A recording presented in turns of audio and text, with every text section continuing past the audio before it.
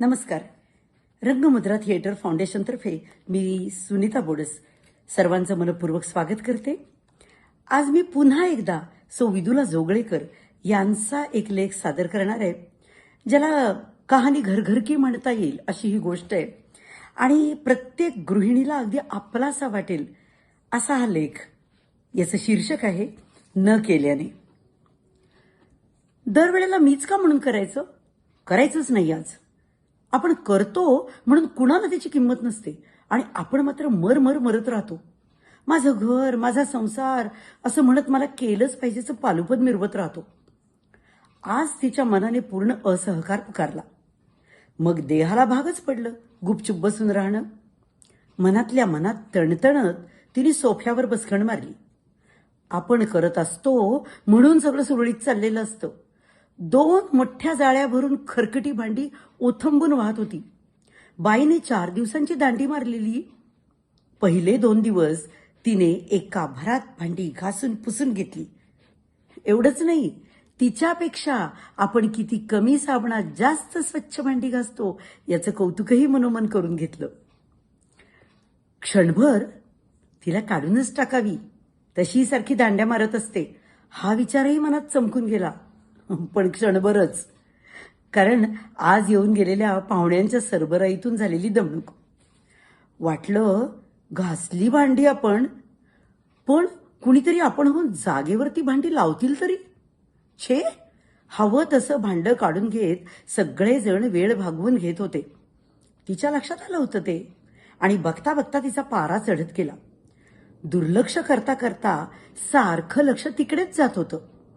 एकाने केलं की दुसराही तसाच वागतो. ही तर घर घर की कहाणी आहे. थोडा आवाज होऊन भांडी निघत होती, पण जागेवर मात्र ती जात नव्हती. तिची चिडचिड वाढायला लागली. बघूयाच, चहाला तरी लागेलच ना भांड, तेव्हा सगळ्यांना सुनवायचं. मऊ गुबगुबीत सोफ्यावर फतकल मारून बसलेलं शरीर आतून मात्र धुमसत होतं. स्वयंपाकघरात प्रत्येक येणाऱ्या जाणाऱ्यावर लक्ष ठेवून होतं. एकही चमचा जागेवर नाही का? शोधा जाळीत, घ्या आपल्यापुरता काढून.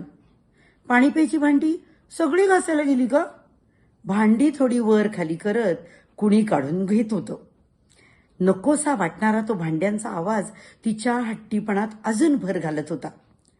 भांड्यांच्या जाळीभोवतीच्या सगळ्या बारीक सारीक हालचाली तिचं मन टिपत होतं. सगळी भांडी लावावी असं मात्र कोणालाही वाटत नाही. आपण दमलोय म्हणून कोणी आपण होऊन न सांगता हे काम करणार नाही. आतल्या आत तिची चडफड होत होती. आपण करायचं नाहीचा पण डळमळीत होत होता. गेला तासभर ओट्यावर जाळीतून कामापुरत्या घेतलेल्या भांड्यांचा पसारा वाढत होता.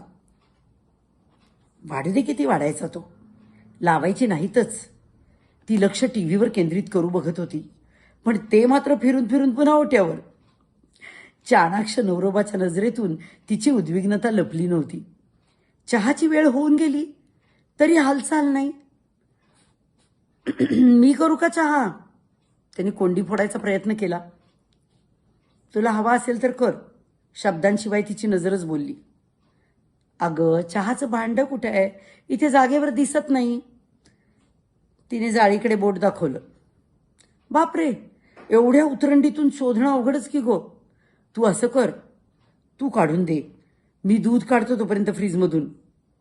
ओट्यावरचा पसारा बघता तिच्या डोळ्यासमोर चहानंतर भर पडलेला पसारा उभा राहिला.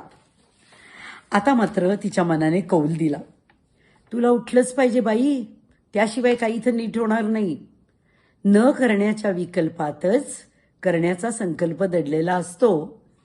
एखाद्या उद्विग्न क्षणाचा आपलाच नकार अत्यंत क्षुल्लक कारणाने देखील होकारात बदलू शकतो.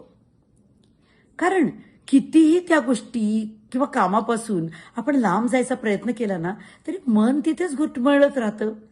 एक अदृश्य अस्वस्थता देह मन व्यापून टाकतं. त्यापेक्षा ती गोष्ट किंवा ते काम करून पटकन मोकळं होणं कधीही बरं. नव्याला दिशा तरी त्यातून मिळून जाते. दुपारपासून घेरून आलेलं विकल्पाचं जळमट तिने झटकून टाकलं. तोंडावर पाणी मारून फ्रेश होत तिने ओट्याचा ताबा घेतला.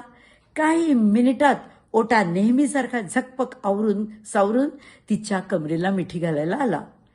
जे करायचं असतं ते त्या त्या वेळेला केलेलंच बरं असतं. न करण्याने बिघडत काहीच नसतं हो कोणाचं. आपणच केलं नाही याभोवती आपलं देहमन घुटमळत राहतं इतकंच. एकूण काय की घरातल्या कामाचा आपापला वाटा प्रत्येकाने उचललाच पाहिजे. हा मौलिक संदेश विदुला त्यांनी दिलाय. सगळे विचार करूया.